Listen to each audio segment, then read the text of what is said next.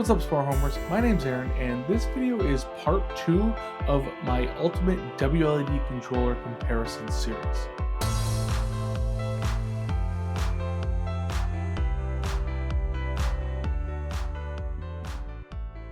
In this video, we're going to focus on a bunch of the more advanced WLED controllers, and in the last video, we looked at some of the more basic ones. I'm going to walk you through each one of them, spending more time on some than others, but hopefully giving you a good idea of how they work and which one is right for your application. This is the part where I let you guys know that there are links in the description for all of these, but for most of these, they won't be affiliate links. So instead, I'll just say that if you want to support the channel, consider becoming a channel member. Channel members get access to all of the STL files for any of the 3D prints that I do in my videos, as well as early access to videos, and any other perks I decide to add along the way. Okay, so the first one is the Wasach Pixels Advanced Duo, which sports 2 LED outputs, including power and data, and each are individually fused at 5 amps. This one is for 12 volt LED strips, but when purchasing, you can choose to buy one that supports 5 or 12 volts. It has screw terminals for input voltage, as well as a set of 3-pin terminals for each LED output. It's powered by a custom ESP32 board that has a data level shifter, and one feature that I really love, an Ethernet module. This really changes things up, allowing for some low latency controls, and it allows you to run high frame rate sequences without any lag. This is ideal for light shows and things like that. On the side, you can see a breakout header that gives you access to the ESP32's 3v3 and ground pins, as well as 10 I/O pins. This means you should be able to hook up a microphone, button, or other auxiliary device that works with WLED. There's also a Wi-Fi version of this controller available as well, which really is the exact same board, but it swaps out the ESP32 with one that doesn't have an Ethernet module. I set up my benchtop power supply and got this thing connected via the voltage and ground terminals. And once it was powered, I plugged it into an Ethernet cable from my network rack, and right away I found the controller in the WLED app. Then I used a removable screw terminal plug to set up 12 volt pixel bullets and a 12 volt FCOB LED strip, and I was able to control them just as I'd expect. Adding a microphone also was no issue at all, and I was able to create sound reactive effects using the standard microphone I always use, which is the Max 4466, using the standard microphone I always use. Next, we have the big brother of the Advanced Duo, and that is the Wasach Pixels Quad Plus. This one has 4 data and power outputs to support 4 LED channels. You can see that, like the previous one, it has screw terminals for each output as well as for the input voltage. This one can also be purchased to support 5, 12, or 24 volt LED strips. Once again, each output is fused at 5 amps max, and once again, it has the custom ESP32 board with an Ethernet jack. There's no exposed GPIO header on this one, but there is this little Ethernet jack that's sitting on the board, and I want to explain what that's for. They call it a differential output, and what that means is that it uses an Ethernet cable to transmit the data signal for 4 additional channels to a differential receiver board, which they also sell, and it should be good up to 300 feet away. This means that GPIOs 2, 4, 12, and 14 are dedicated to the 4 channels on this board, and pins 15, 17, 5, and 33 are dedicated for 4 additional channels on the receiver board. The receiver board is an extra $18, but it effectively doubles the number of LED strips you can connect to it, doubling the number of data channels, and also distributing power for those LED strips, which is really cool. To get this thing all set up, it's exactly the same process as the previous one, just connecting the power wires and plugging in the Ethernet jack. And since this one's a 12 volt controller like the previous one, I used the same LEDs, but added 2 more LED outputs, some 12 volt LED bars, and another 12 volt FCOB strip. Again, this thing worked exactly as I'd expect right out of the box. The third controller we're going to look at is also from Wasach Pixels, but this one is the Advanced 8. As you might expect, this one also has 8 screw terminal sets for its 8 LED outputs, and each one is fused at 5 amps max again. Again, it has the screw terminals for the input voltage, and again, there are purchase options for 5, 12, and 24 volts. The one I have here is for 12. Other than that, there's no breakout header because so many of the GPIOs, I guess, are used for the LED channels themselves. This controller is also set up in the exact same way as the previous two, but this time you have double the amount of channels. And I didn't have enough 12 volt LED sets to test all the channels, but you get the idea. Each one is fused at 5 amps max, and it's going to be able to power all of them. Next, we have a very popular one, and this is the QuinnLED Dig-Quad. It's a 4-channel controller, and it supports 5 to 24 volts DC LEDs supplied via the input terminals. No jumpers are needed to switch between those voltages, but you do need to make sure that you have the correct power supply. So don't connect a 12 volt power supply if you're trying to power 5 volt LEDs. You're going to have a bad day. They give you extra input terminals in case you're using several wires from your power supply, and you may want to do that if your wires aren't thick enough to handle all of the current that you want to supply. For the LED outputs, it has screw terminals for 4 individually level shifted data outputs right down underneath the ESP32 board, and it actually has a secret 5th channel. There's a terminal called the Q1R, which is meant to trigger a relay, but this can actually be used to drive LED strips. There are also 7 red positive terminals and 7 black negative or ground terminals, and you can see that the first 2 are on one 5 amp fuse, the next 2 are on a single fuse, and the last 3 are fused individually. That means you have 7 terminals, but 5 individually fused outputs. It also has these 3 terminals called VEXT. These allow you to run the board with 2 power supplies. These terminals can be used by supplying standby power, like from a 5 volt USB phone charger, and this way you could use a relay to switch off the main high power supply so that you aren't running that constantly, but you still keep the controller powered. Basically, the controller can stay on and powered, but the lights and the power supply can be shut off if you don't want to waste energy. Down under, next to the custom QuinnLED ESP32 board, there are 2 breakout headers, giving you a total of 6 GPIOs that can be used for buttons, sensors, etc., but 2 are of particular note. One is a dedicated button pin, and it's broken out with a pull-up resistor to ensure proper reading of the button state. And another is designated as A0, and it's a dedicated analog audio input for a microphone. There are also multiple 3v3 and ground pins available. This thing is just packed. Setting this one up is a little bit annoying, and that's because the data channels for the LEDs are found underneath the ESP32. I know this is done to save space, but it's really annoying to have to pull that ESP32 board off every time you want to access those terminals. This is similar to how the QuinnLED Dig-Uno is designed, which I covered in the previous comparison video. Speaking of the Dig-Uno, I've actually fixed that design flaw by creating my own custom case for it. Instead of having access to those terminals, you can connect them to some WLED lever nuts, and then you never have to mess with them again. It also has a DC power jack, so you don't need to mess with those input terminals more than once. And I'm actually selling these on my Etsy store, so check them out in the link in the description. Anyway, then after connecting the data wires to the data terminals like I just mentioned, you're going to connect the VCC and ground wires to their respective ports on either side. Once all 4 connectors were installed, I could then put the ESP32 back on and then connect my input voltage. I added 4 LED outputs, 3 triangle matrices and 1 circle matrix. And once I turned it on and configured it, it worked as expected. Next, I wanted to test out using that relay output to see if I could get a relay to turn on and off the main power supply while keeping the controller powered. I originally bought some solid state relays, but those can actually get kind of hot if switching a lot of current, and they sometimes require a stronger switching signal, so I decided to go with this much less beefy mechanical relay. QuinnLED has a whole list of relays that'll work with this controller on their website, so check that out if you want to know which relays to use. I'll leave a link in the description to the one that I used. To set this all up, you're going to need a separate 5 volt power supply that's dedicated to power the controller, and then a higher wattage one for the LEDs. The higher wattage supply is the one that's going to be switched on and off to save energy. Then of course you need a relay like I mentioned, and if you want to know how to wire all of this up, QuinnLED has a really good guide on their website as well, how to do all the wiring to properly add a relay to your setup. Then in the WLED app, basically when you press that on-off button to turn on or off your LEDs, it doesn't just send a data signal to the LEDs saying turn off, it also kills power to the LEDs so you're not wasting any energy. I also tested adding a microphone to this controller and using the sound reactive user mod, and that worked perfectly fine. Okay, so the next one we're going to look at is also from QuinnLED, and this thing is a monster. It's called the Dig-Octa.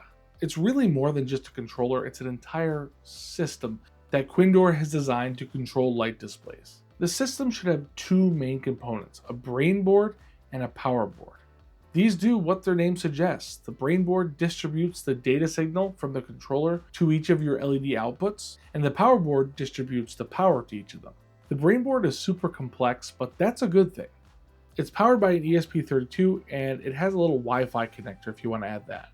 You attach that provided antenna to it to help with Wi-Fi reception. This is especially important if you're putting this in some sort of case outdoors somewhere. You can stick the antenna on the outside of the case to pick up the Wi-Fi signal better. There are actually 3 ways to power this thing. There's a 5-volt USB-C connector for plugging in power directly that way. There's a little pluggable connector for 5 to 24 volts DC that you can bring from your power board through a cable and plug right into that port. And there's a 5 to 24 volt Q power post feed.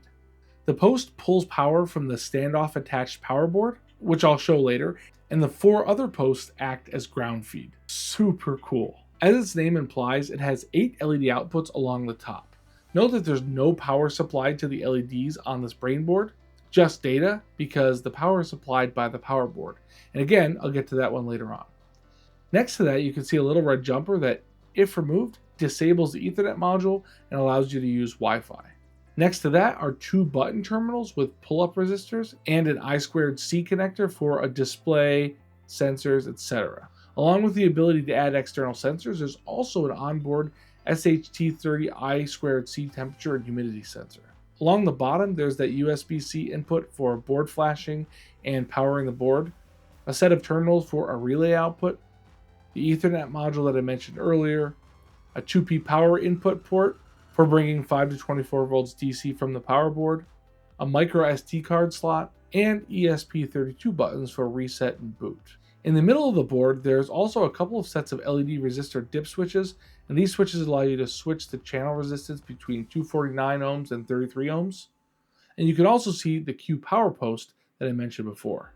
Moving on to the power board, here's where you get to choose which power board you want based on your application and type of LEDs. Your options are the Power 5, Power 5 HV high voltage, Power 7, and Power 7 HC. The Power 5 is the one they sent me, so that's what I'm going to go over, but I will briefly discuss the others. The Power 5 has a max input of 50 amps, but this needs to be spread over the 3 different input terminals, which are fused at 25 amps each. Along the side, you can see 12 pluggable outputs. Each can be fused with a max of 10 amps, but you have to remember that you have a 50 amp maximum. It came configured with alternating 5 and then 10 amp fuses in each of the 12 outputs, but obviously you can arrange them however you want. On the bottom right corner, there's also a handy little voltage display that tells you the supplied voltage, which is really nice. It's also stackable, which means you can stack multiple of these boards together, and you can even stack the brainboard right on top of this using those standoffs like I mentioned before.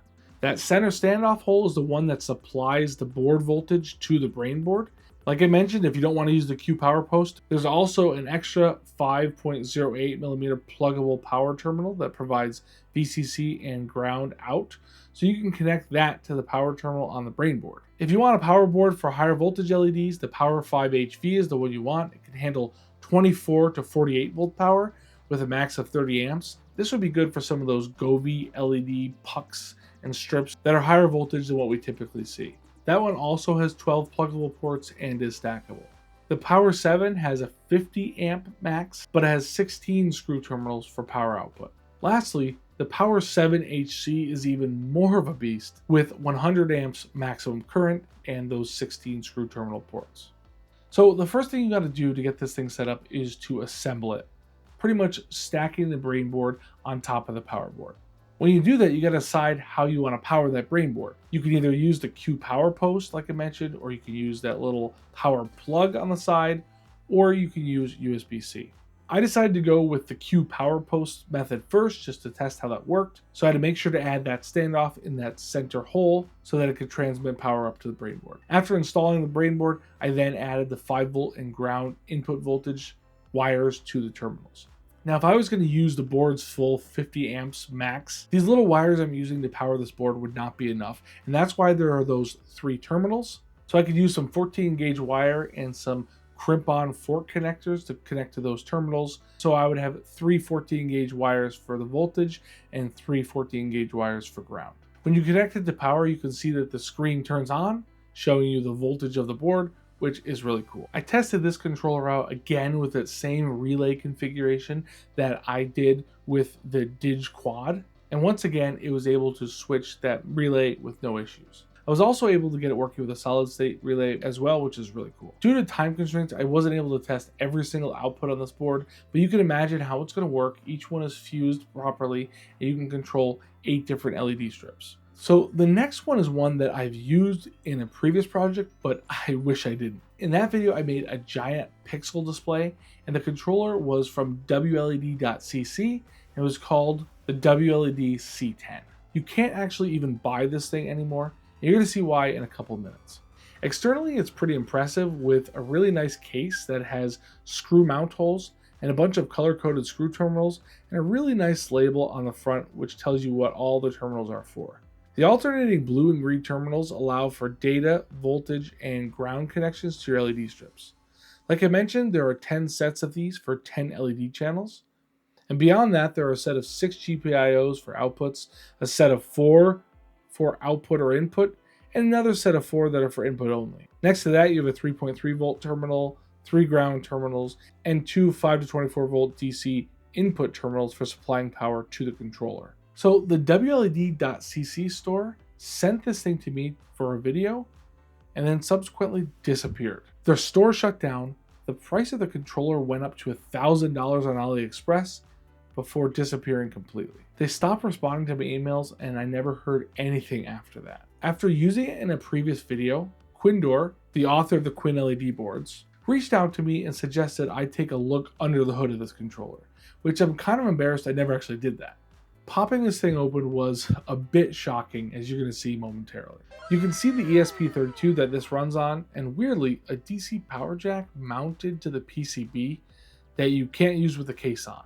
Now, I'm not an electrical engineer, but even I can see that there's something pretty important missing. I don't see a single fuse here. There needs to be some protection against drawing too much current. And while WLED does have current limiting in their software, that's not adequate and there needs to be a hardware solution for proper protection. The claim from WLED.CC was that this thing could handle 400 watts or 80 amps at 5 volts, which I find very hard to believe, as even the Power 5 board we just reviewed couldn't handle that. While I do have a hard time believing that, we're going to test it out, so stick around to the end. As far as setup and testing goes, I've already put this thing through its paces in that previous video where I made the LED display, so if you're interested, go ahead and check that video out. The next one we have is one that's not actually available on the market yet, but it does have some potential. It's from a company in Sri Lanka called Western Dynamics, and it's the Raven controller. Now, right off the bat, I should say that this doesn't offer any power distribution. This means that you need to figure out how you're going to distribute power to the LEDs yourself, and this thing is just going to send the data signal. That being said, let's get into what it does do, which makes it so unique. It has a nice case with all of the screw terminals exposed. Across the top, it has a ground terminal, RS485 terminals for 4 channels, and then another ground terminal. Along the bottom, there are 4 regular data channels, 3 ground terminals, a 5 volt output, another ground, and a 7 to 24 volt DC input terminal. The RS485 terminals are actually for something pretty neat. Typically, LED data is transmitted on 5 volt signals. But these signals can degrade at distances greater than 5 meters, so long runs of LEDs can pose a problem. To deal with this, people have used sacrificial pixels, voltage boosters, and inline resistors to help clean up the signals, but when the distance is greater than 10 meters, there's still an issue. Western Dynamics has worked on a method to overcome this using a set of wires called an RS485 differential pair. These wires are what are used to transmit the data signal. At the controller, the data signal is split by a transmitter device and it's sent over the 2 wires, which can be as small as Cat5e cable wires.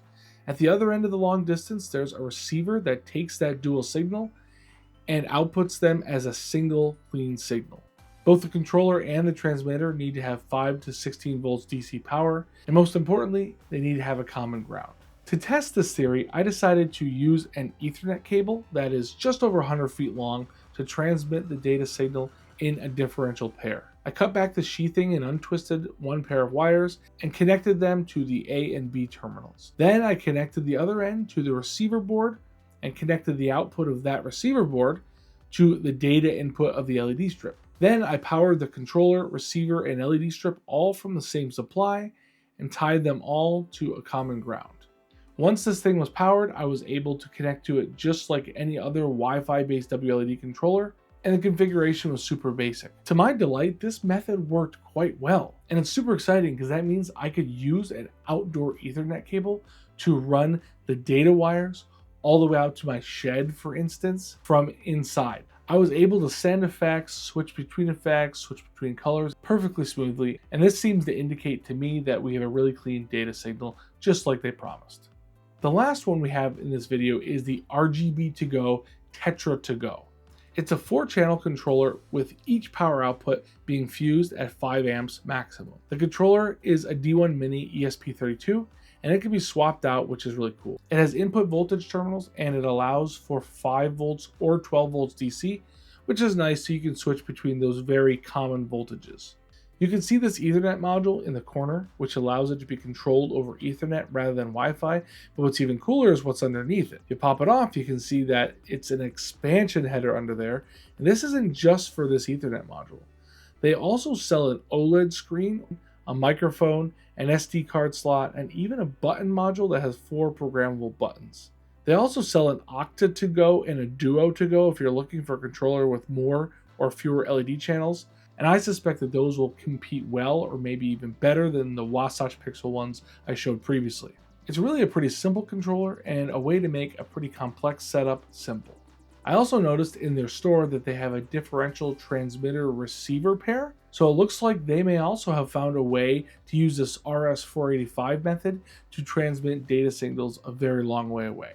Since they actually sent me 3 different modules for this board, I decided to test out the Ethernet module first, and it worked pretty much the same as the Wasatch Pixel controllers. Connecting the Ethernet cable to the jack and the power wires to the input terminals, and as soon as you plug it in, it shows up in the WLED app. After this, I connected a couple of LED outputs using the removable terminal blocks, just like the Wasatch controllers. It was really simple and straightforward from there to configure. Next, I tried out the OLED screen, which goes in the place of the Ethernet jack. They also sent me a separate ESP32 as well, so that I could just pop out the old one and put in that one, and it's already pre-configured for the OLED screen. And since there's no Ethernet jack now, I'm going to have to connect it via Wi-Fi, but once that's done, you can see that it displays the brightness of the master segment, and it also displays the effect name. It also has the IP address of the device, but that seems incorrect, as it's displaying the IP of the controller when it's broadcasting its own AP, and not the IP address on my network. Lastly, I tried out the audio reactive module, which is a microphone that pops into the expansion header socket, and this one worked great as well, and again came with a pre-configured ESP32. This microphone is an INMP441 digital microphone, and it seems to have a lot less noise than the analog Max 4466 that I've used in the past. If you're still watching, thanks for sticking around. Let's go over which ones are my favorites and which ones are my least favorites. If you're looking for the most versatile controller, I think you have to go with the QuinnLED Dig-Quad. The quad not only supports 4 LED outputs, but it also allows for relay control, and with that exposed header you can add button control and audio reactivity. Not only that, but it also supports 5, 12, and 24 volt LED strips, which you don't see in most of the controllers in this video. QuinnLED products are also renowned for their good performance and quality, and out of all the controllers in this video, this one has to be my absolute favorite. The most modular controller, in my opinion, has to be the RGB2GO Tetra2Go. And this one is probably my second favorite overall. This is because of the nice, clean, compact form factor and the ability to easily swap out expansion header modules. Jason, the founder of RGB2GO, is constantly working on new modules for it. And like I mentioned, there's a button module that was just released. And this gives you a bunch of different options to choose from based on your use case, and is really good for a beginner that's trying to get into the advanced controllers. Really, the only issue I have with this controller is that it supports 5 and 12 volt LED strips, but it doesn't support 24 volt. And while those aren't as common, at least not in my use cases, if it could support 24 volts, it would make it a really nice option. The controller that's the most favorable for expandability, in my opinion, is actually the Wasach Quad Plus. I like this one because you can buy it with 4 channels, And if you use up all those channels and you think, well, I need a little bit more, for $18 more, you can get that expansion board and double the number of channels you have. That's really cool, and I would love to see other controllers doing that. Lastly, there are two I want to mention for their capabilities when it comes to light shows. These are the Wasatch Advanced 8 and the QuinnLED Dig-Octa. The Wasatch Advanced 8 is your budget option for light shows, but the Ethernet jack allows for high-speed shows, and it has 8 channels so you can handle quite a few LEDs. The one issue I have with it is that you have to choose the voltage of LEDs you want and buy the compatible controller, but for light shows that's usually 12-volt WS2811s or similar, and you probably won't be switching between LED types that often anyway. Once you install those lights for light shows, you don't often take them down. The Dig-Octa system is everything you could ever dream for in a light show system, with the ability to stack different voltage power boards under one brain board, and even control different voltage LEDs with different power boards, and options like the high voltage power board. This thing is an awesome choice. Obviously the issue is price, but if you're doing a light show, you want the best. What makes this one better than the Wasatch Advanced 8 in my opinion is the ability to use a relay to shut off your power supply, saving energy. That way you could leave your controller powered most of the year, but your power supply for the LEDs is only on when you actually need them. Okay, now let's talk about the ones that I would not recommend. And in this case, there's only one that I would say definitely don't buy, but there's a warning about some other ones that I want to talk about. Obviously, the WLED-CC Controller is the one that you should not buy, and you can't buy it, so that's great. That thing was downright dangerous, and I'm glad I didn't set anything on fire when I was using it. The other cautionary word I wanted to mention is the Wasach Pixels controllers. The fact that they only support a single voltage. And if you know anything about WS2811s or other 12-volt strips, a lot of times they come with a single IC for every 3 LEDs. So if you wanted to do some LED strips around your office or your basement or whatever it is, this one might give you some limitations. And while it's not a big deal, it is something to know. The other thing is that the Quad Plus, the one that's very expandable, and the Advanced 8, neither of them have any extra GPIOs for any other controls like buttons, relays, things like that, so they limit you there. Otherwise, pretty good controllers in my opinion. Anyway, that's pretty much it for this comparison, so do me a favor and hit the like button if you enjoyed it and you want to see more WLED content. Guys, I seriously apologize for how long it took me to make this video, but you guys know that I've been through some things with my channel getting deleted, having our 5th kid born a few days ago, and of course the birds winning the bowl. So I've had a lot going on. Don't forget to subscribe and hit the bell to be notified when my next video comes out. If you guys have any questions, comments, suggestions for controllers that I missed, please let me know in the comments. Anyway, thanks for watching. See ya. Okay, so this is my attempt to turn this thing up higher than it should be able to handle. And you should see hopefully some smoke, and I gotta be ready to shut this thing off as fast as possible if that happens. So here we go. Let's set it to white. And now we're gonna max the brightness. Oh boy. Somehow it's handling it.